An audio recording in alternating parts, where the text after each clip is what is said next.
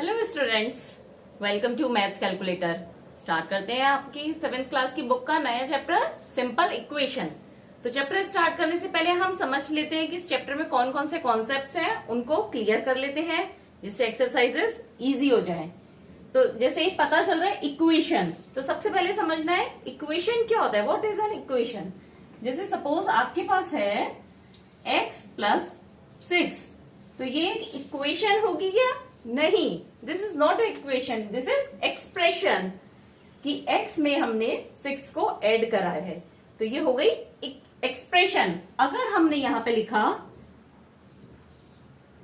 x plus 6 equal to 10, तो ये एक इक्वेशन होगी। क्या डिफरेंस हुआ दोनों में? यहां पे हमने इसकी वैल्यू फाइंड आउट करके इक्वल टू का साइन लगा दिया है। इक्वल का साइन है मेंशन, तो हम इसे बोलेंगे इक्वेशन। मतलब अगर एक्सप्रेशन में इक्वल टू का साइन लगा हुआ है तो वो बन जाती है हमारी इक्वेशन। अभी देखिए इक्वल टू का साइन है, दैट मीन्स ये एक्सप्रेशन हमारा दो पार्ट्स में आ गया। ये इक्वेशन एक पार्ट हो गया इक्वल टू के इधर और एक हो गया यहाँ पे। अब ये आपका राइट हैंड साइड है, राइट साइड, तो इस पार्ट को बोलेंगे RHS, राइट हैंड साइड, और इसको बोलेंगे लेफ्ट हैंड साइड। अब कोई भी इक्वेशन है, क्योंकि बीच में इक्वल टू का साइन लगा है, that means LHS equal to RHS होगा, राइट।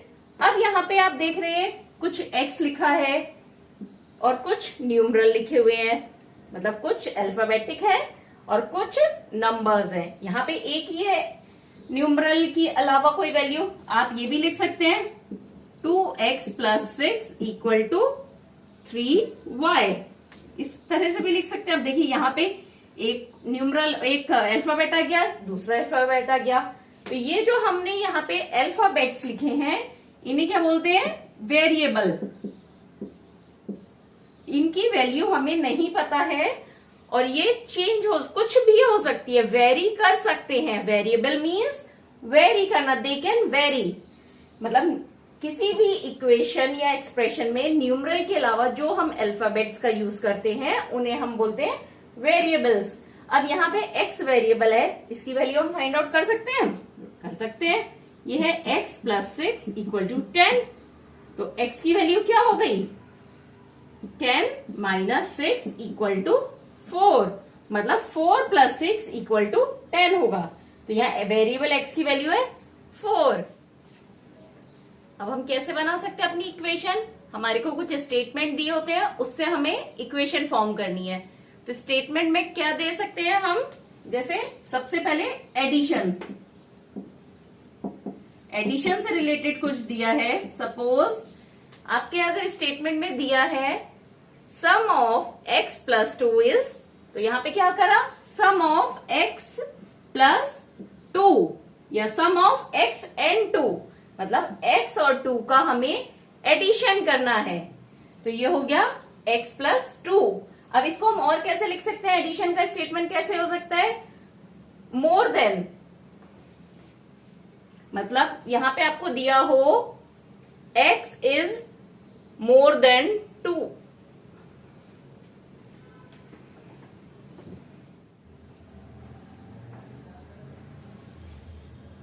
नेक्स्ट है सब्सट्रैक्शन।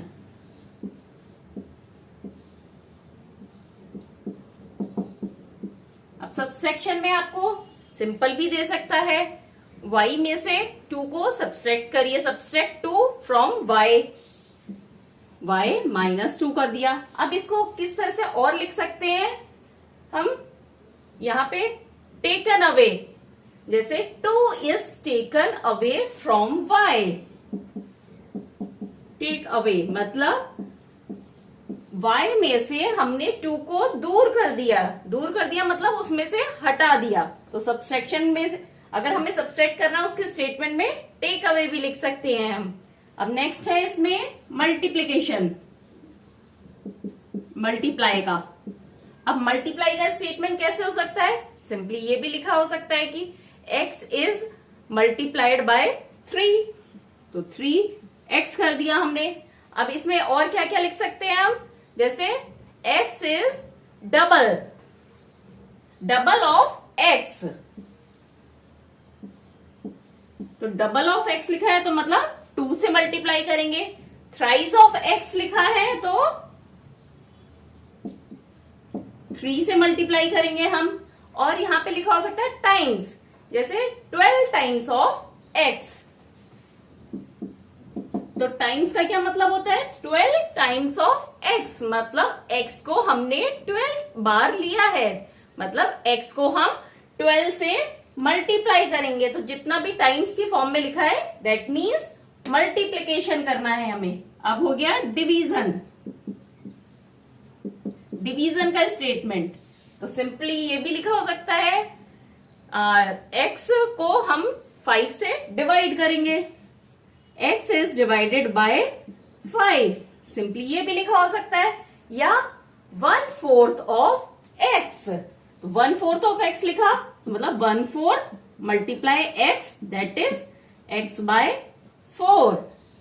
या half of y, half of y मतलब y का हाफ, तो उसको क्या लिखेंगे? y by 2। तो ये हमारे स्टेटमेंट्स हो गए जिसमें एडिशन, सब्सट्रैक्शन, मल्टीप्लीकेशन या डिवीजन का जो भी हमें करना है वो हमारे को स्टेटमेंट की फॉर्म में लिखा होगा। फॉर्मेशन के बाद नेक्स्ट है वेरिएबल्स में वैल्यू पुट करना, पुटिंग वैल्यूज इन वेरिएबल। तो इसके लिए हम क्या करेंगे देखते हैं। पहले अपनी एक इक्वेशन लिख देते हैं simple, x plus 4 equal to 7, right. अब हमारे को यहाँ पे दिया है x की वैल्यू क्या दी है, सपोज x इक्वल टू 2। तो हम x की वैल्यू यहाँ पे 2 लिखेंगे। x की जगह हमने लिख दिया 2 प्लस 4। यहाँ पे ये 7 है, यहाँ पे x की वैल्यू क्या हो गई 6, और यहाँ पे 7 है जो कि इक्वल नहीं है। 6 और 7 अलग अलग हो गया ना, मतलब राइट हैंड साइड 7 है और लेफ्ट हैंड साइड की वैल्यू 6, दैट मीन्स x की वैल्यू 2 रॉन्ग होगी। तो अब हम क्या, अगर सपोज हमारे को नेक्स्ट दिया हो x की वैल्यू इक्वल टू 3, तो अब हम देखते हैं x की जगह 3 लिखा प्लस 4, यहाँ पे 7 है, 7 लिख दिया, 3 प्लस 4 7 इक्वल टू 7, मतलब राइट हैंड साइड और लेफ्ट हैंड साइड दोनों की ही वैल्यू 7 है, दैट मीन्स x की वैल्यू 3 इज द राइट। अब जरूरी नहीं है जैसे ये x और यहाँ पे x की वैल्यू पॉजिटिव है तो निगेटिव भी हो सकती है। जैसे suppose 2x plus 5 equal to minus का 15, राइट।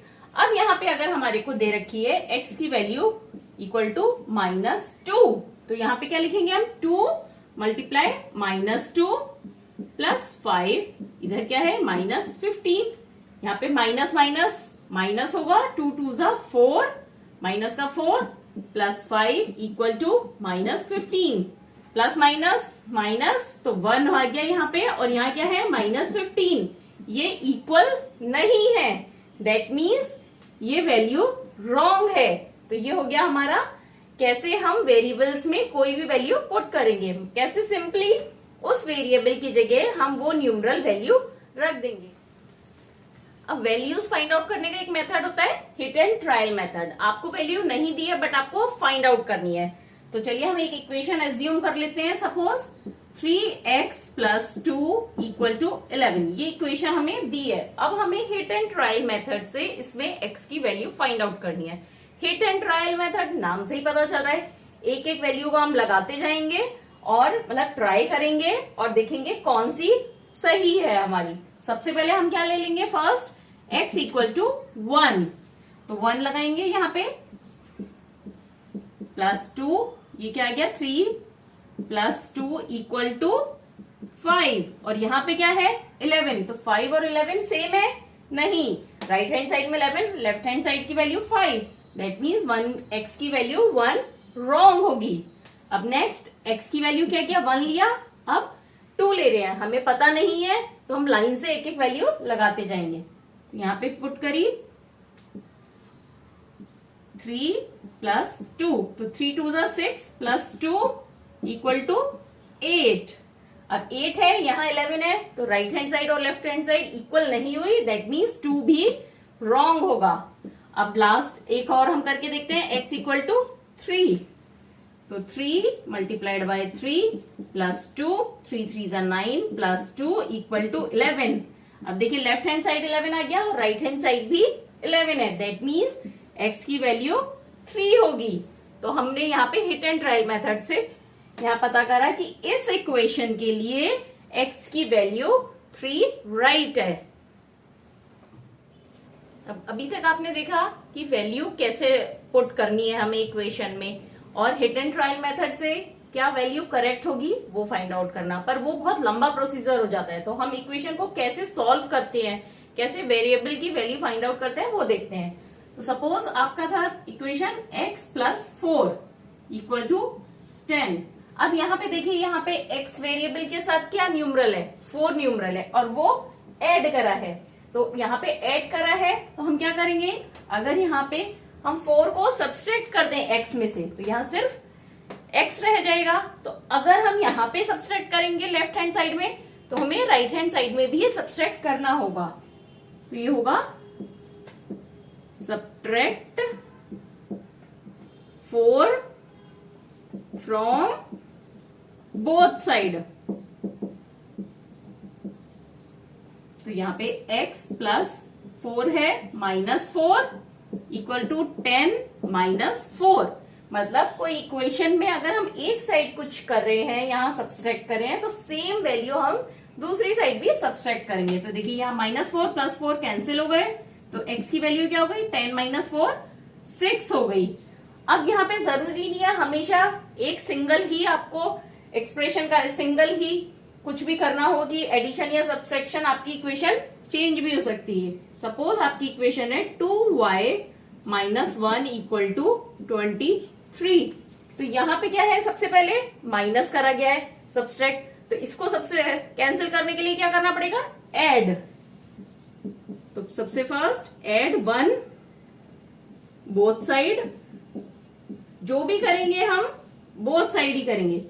तो 2y minus 1 plus 1 equal to 23 plus 1, तो ये कैंसिल हो गया, यहां बचा 2y इक्वल टू 24। अब देखिए यहाँ पे इस वेरिएबल के साथ 1 सब्सट्रैक्शन में था, वो तो हट गया यहां से, लेकिन अभी क्या है 2y, मतलब y को 2 से मल्टीप्लाई किया गया है। अब मल्टीप्लाई का अपोजिट क्या होता है मल्टीप्लीकेशन का, डिवीजन।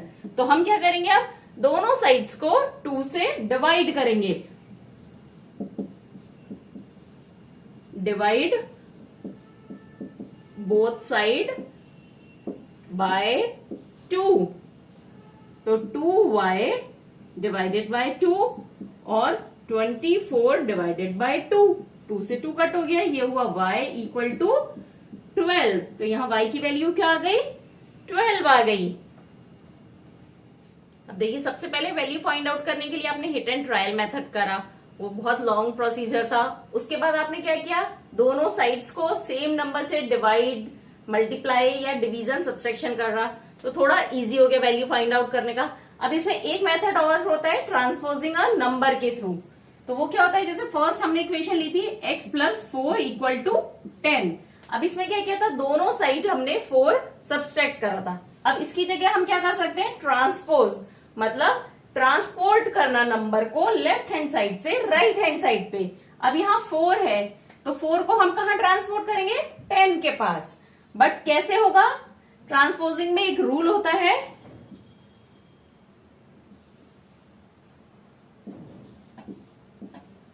ट्रांसपोजिंग रूल क्या होता है, अगर नंबर पॉजिटिव है, प्लस है, तो राइट हैंड साइड जाके क्या करना होगा, उसको सब्सट्रैक्ट करना होगा। जैसे यहाँ पे x4 जो x प्लस 4 है, 4 प्लस में है, तो क्या होगा, जब ये 10 के पास जाएगा 4, तो प्लस का क्या बन जाएगा, माइनस। तो x की वैल्यू क्या आ गई, 6, पहले भी यही आई थी। तो अब इसमें ट्रांसपोजिंग में प्लस का है, तो क्या हो जाएगा, माइनस हो जाएगा नंबर।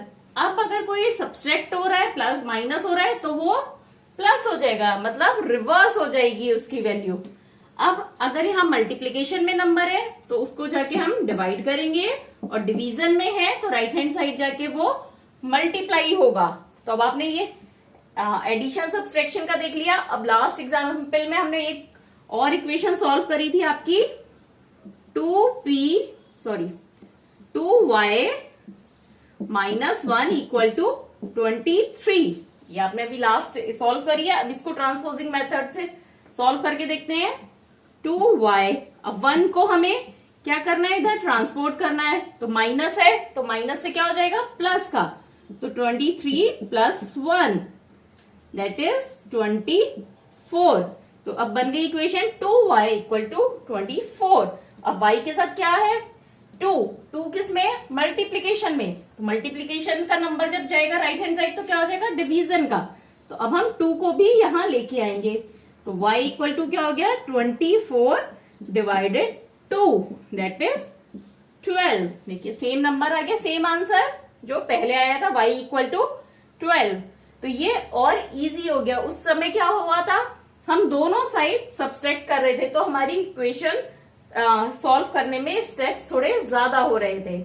इससे थोड़ा इजी हो गया। तो जितनी भी एक्सरसाइज में क्वेश्चंस होंगे हम ट्रांसपोजिंग मेथड से ही करेंगे, क्योंकि स्टेप्स कम होंगे, इजी हो गया सॉल्व करना। लास्ट टॉपिक है सोल्यूशन टू इक्वेशन। अभी तक आप क्या देख रहे थे, पूरे इक्वेशन को सॉल्व करना, मतलब इक्वेशन आपको दी है उसका क्या निकालना है, solution.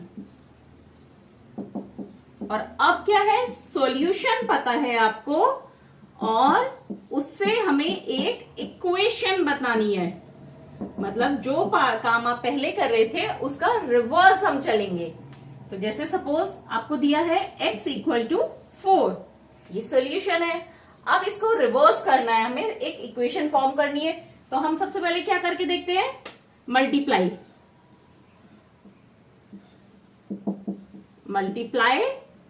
2 multiply two both side,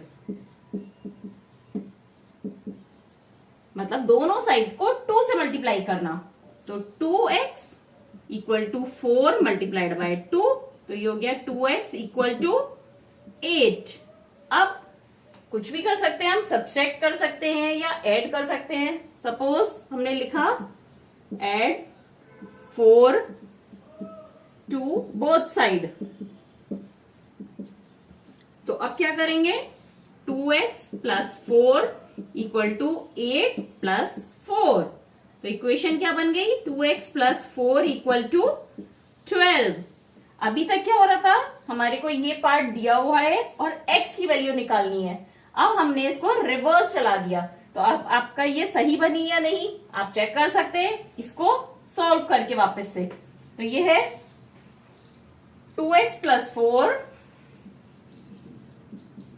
= 12 आपकी इक्वेशन है। इसको सॉल्व कैसे करेंगे, 2x = ट्रांसपोज करा 4 को 12 की साइड, तो 12 - 4, तो 2x = 8। अब यहाँ 2 मल्टीप्लीकेशन में है तो इधर जाके डिवीजन में हो जाएगा, तो x = 4। देखिए यहां से इधर गए और यहां से ये ऐसे हो गया, सेम हो गया ना। x की वैल्यू 4 से चल के इक्वेशन बनी और यहाँ इक्वेशन से x = 4 आ गया। तो अब आपके सारे कॉन्सेप्ट मैंने इसमें क्लियर करे हैं। कुछ भी डाउट है तो आप क्लियर करिए और हम एक्सरसाइज स्टार्ट करेंगे, तो उसको आप ध्यान से करिएगा।